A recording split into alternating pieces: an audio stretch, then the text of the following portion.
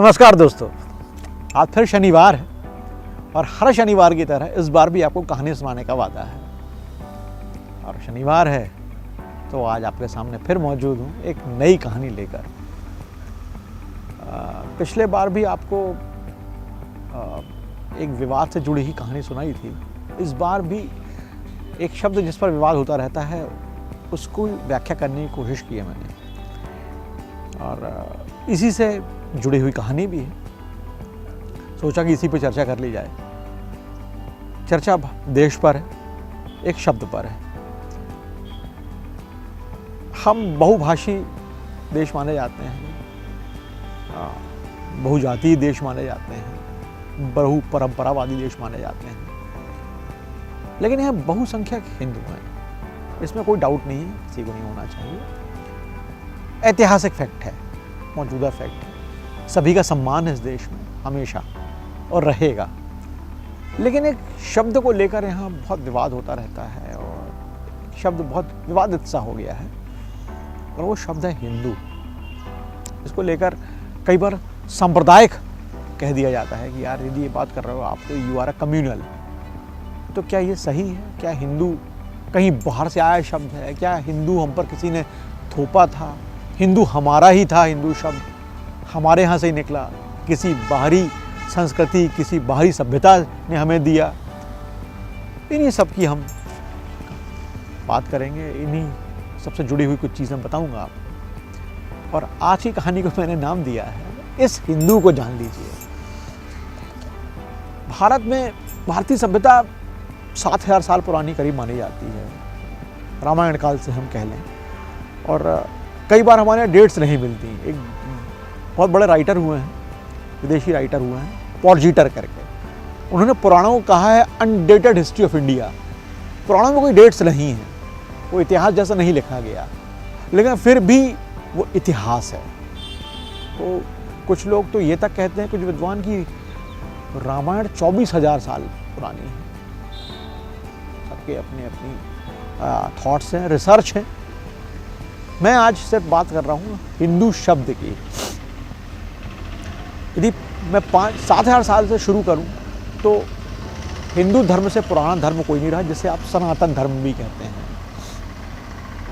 ऋग्वेद की रचना जैसा किताबों में मिलता है, जैसा जो पढ़ाया जाता है, कुछ और है, लेकिन जो पढ़ाया जाता है वो 1500 ईसा पूर्व से लेकर 1000 ईसा पूर्व तक के बीच में ऋग्वेद की रचना हुई है।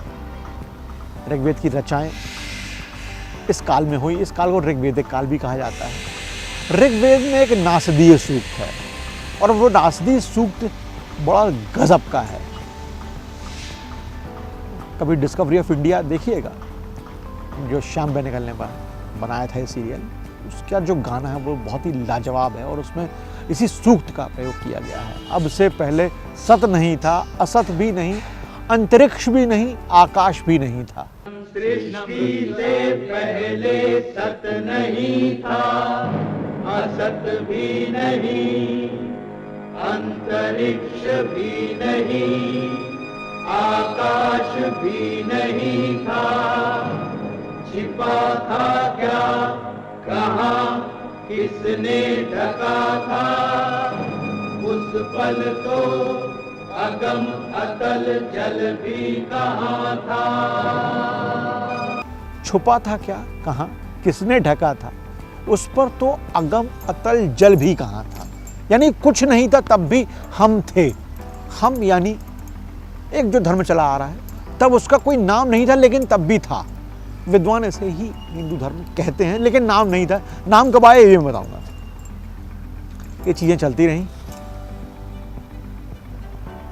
समय की गतिमान रही, समय चलता रहा, वक्त आगे गुजरता रहा। धीमे से चलते चलते 6th सेंचुरी BC आ जाती है। सबसे पहले तो मैं ये बता दूं कि ये BC और AD क्या होता है। BC यानी बिफोर क्राइस्ट, 2023 AD है, यानी कि ईसा से 2023 साल बाद।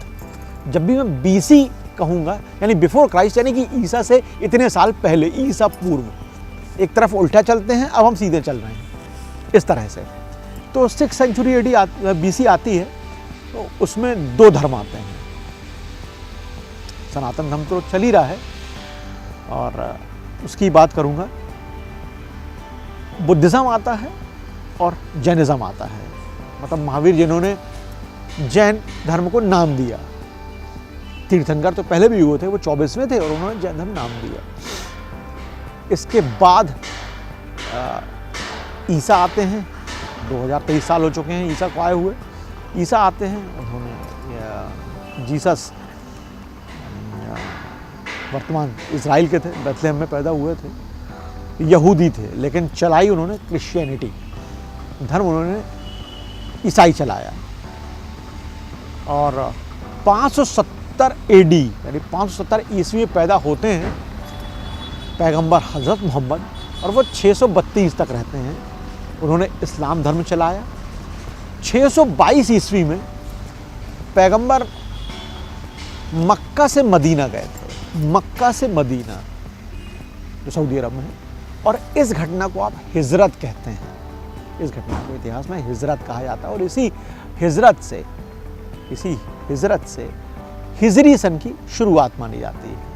आप कैलेंडर देखेंगे तो उसमें सब लिखा होता है, शक संवत, विक्रम संवत, हिजरी सन, ये सब का उल्लेख होता है। तो कोई सन प्लस होते हैं 2023 में, विक्रम संवत प्लस होता है, जो एडी हैं वो माइनस हो जाते हैं, तो फिर वो वाले सन निकल आते हैं। ये गणित कभी समझाऊंगा।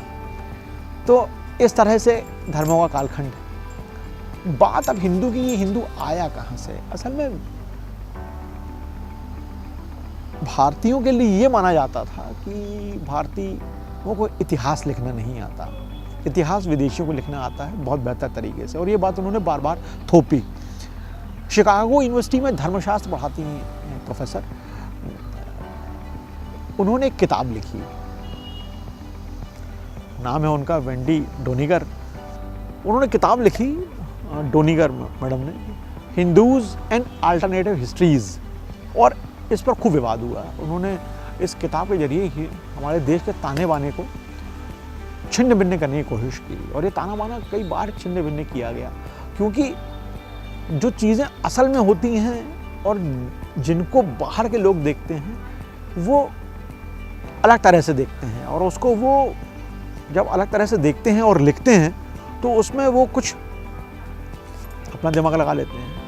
फॉरेन राइटर्स को फिर हमारे यहाँ के राइटर्स फॉलो करते हैं, वो बड़े हो जाते हैं फॉरेन राइटर्स, फिर उनको हमारे यहाँ के राइटर फॉलो करते हैं, और वो राइटर ये जो फॉलो करने का तरीका है उसके बाद फैक्ट से छेड़छाड़, थॉट प्रोसेस से छेड़छाड़ शुरू हो जाती है।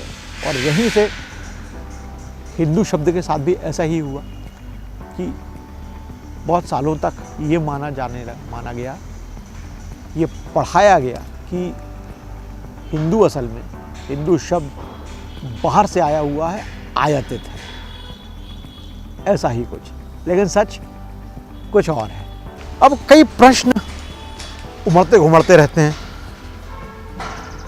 विद्वानों के बीच इतिहास में कि क्या हिंदू शब्द आयातित है, क्या हिंदू शब्द ईरानियों से आया है, क्या सिंधु के पास रहने वाले लोगों को हिंदू कहा जाने लगा, क्या हिंदू शब्द सिंधु से निकला है, क्या हिंदू शब्द इंदू से निकला है, ऐसे तमाम सारे प्रश्न। पहले ईरानियों की बात कर लेते हैं।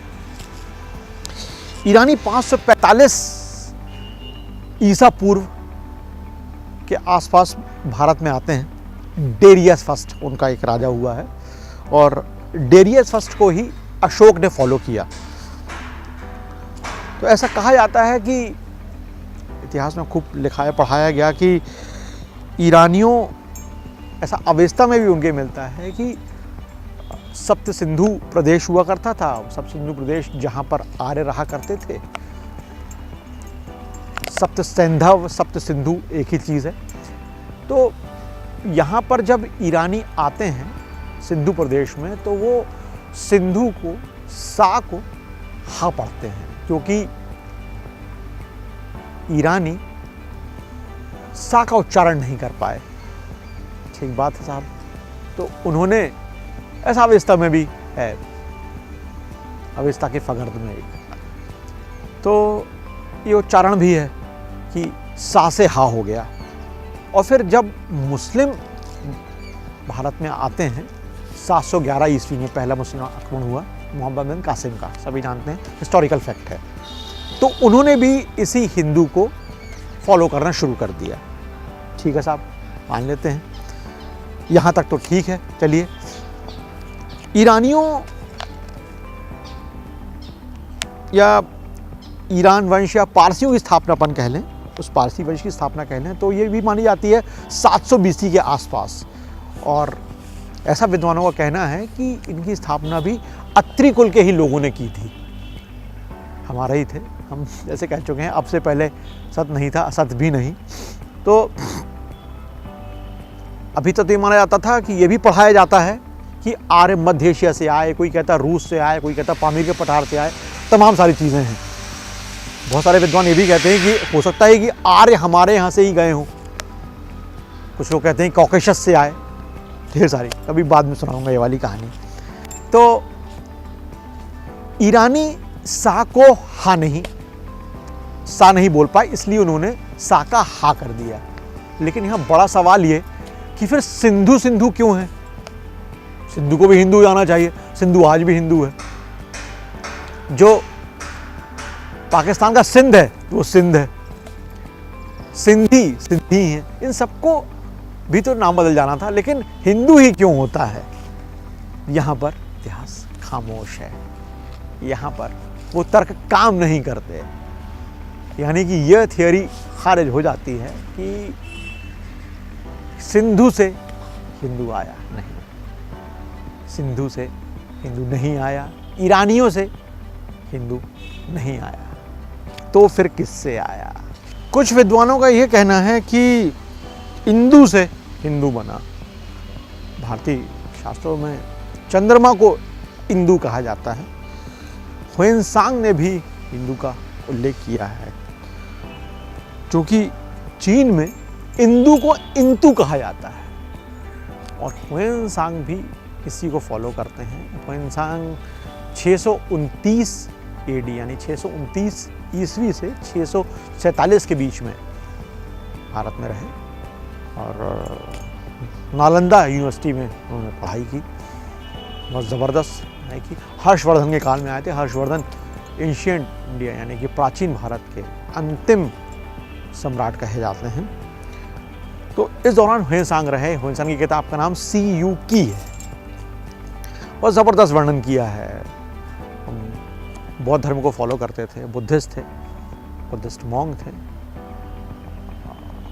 इनसे पहले फाहियान आए थे। तो इन्होंने भी लिखा है कि हिंदू, और चीन का जो हिंदू है, चीन में इंतु से हिंदू की कहानी है। तो एक व्याख्या ये भी है कि ये हिंदू से इंतु आया, काफ़ी हद तक सटीक प्रतीत होती है।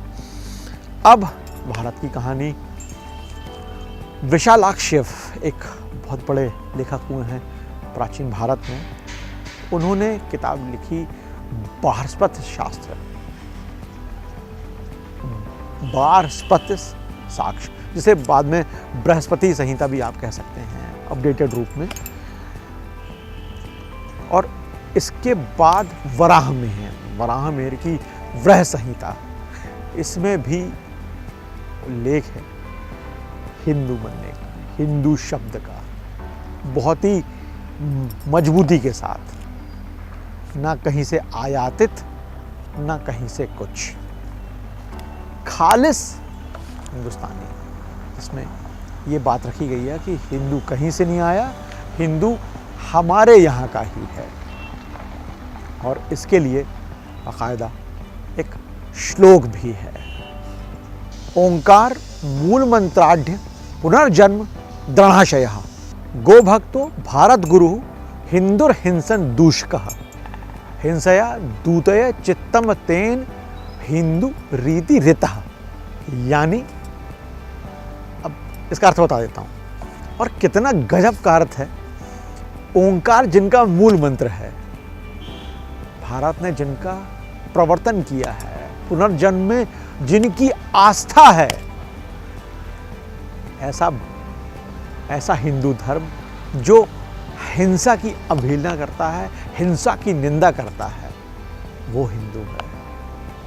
सारी बात खत्म हो जाती है। ना हिंदू अरबों द्वारा लाया गया, ना हिंदू पारसियों द्वारा लाया गया, ना मुस्लिमों ने इसको फॉलो किया। ये पूरी तरह से भारतीय हिंदू ग्रंथों से में प्रतिपादित है और पूरी ताकत के साथ प्रतिपादित है, जिसमें शक शुबह की कोई गुंजाइश नहीं रह जाती। बृहस्पति आगम का ये श्लोक है, वो सुनिए आप।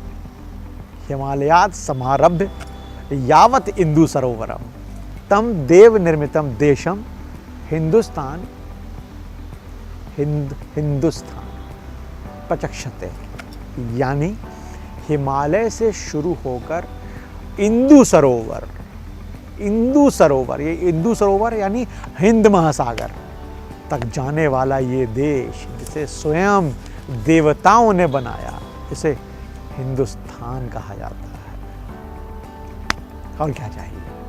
सारी चीज़ें पानी की तरह साफ है। हमारे यहाँ के श्लोकों में ही सारे वर्णन हैं, सारी चीज़ें हैं, सारे विवादों का शमन किया गया है। और फिर वही बात, बेवजह का वितंडा सिर्फ एक ही वजह से होता है, और वो है ठीक से अध्ययन नहीं करना, चीज़ों को तोड़ मरोड़ कर पेश करना, कहीं का कहीं जोड़ना।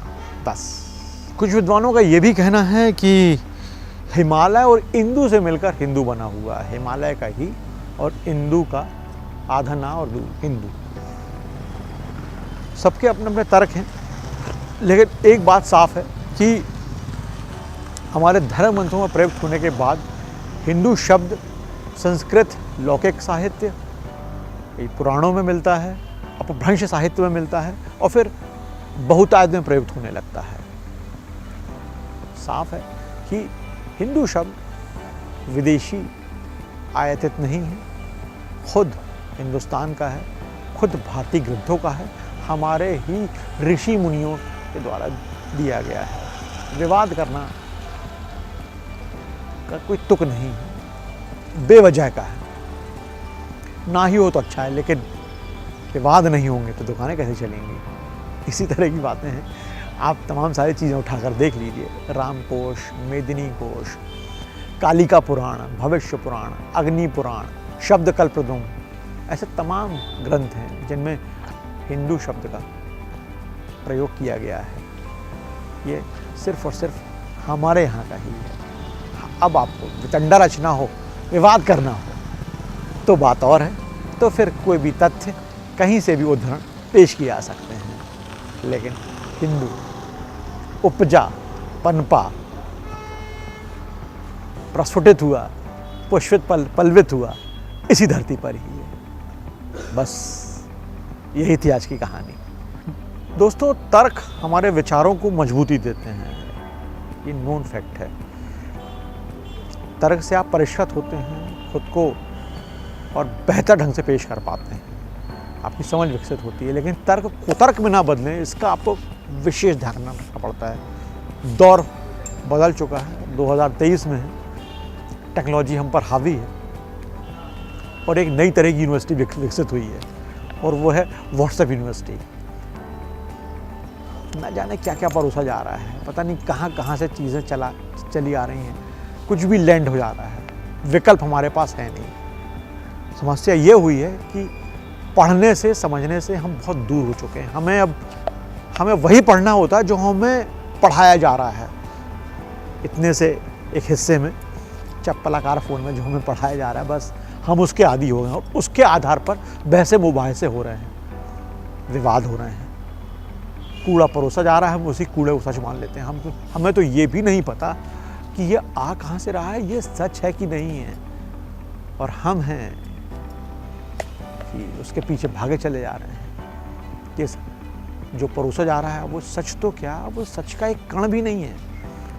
सच हमारे ऋषियों मुनियों, तो वर्षों की जो सनातन परंपरा है, बहुत सारी चीज़ें उसी में ही बिखरी पड़ी हुई हैं, उसी में ही दबी पड़ी हुई हैं। लेकिन दुर्भाग्य ही कहिए कि इसे खोजने की फुर्सत किसे है, वहाँ तक जाना कौन चाहता है। मुझे तो जो मिल गया मैं उसी की इतिष्टि करना चाहता हूँ।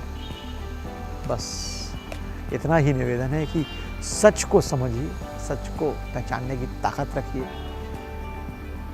और जो झूठ है, जो गलत है, उसको खारिज करने की, उसको सही तरीके से अलग करने की हिम्मत रखिए।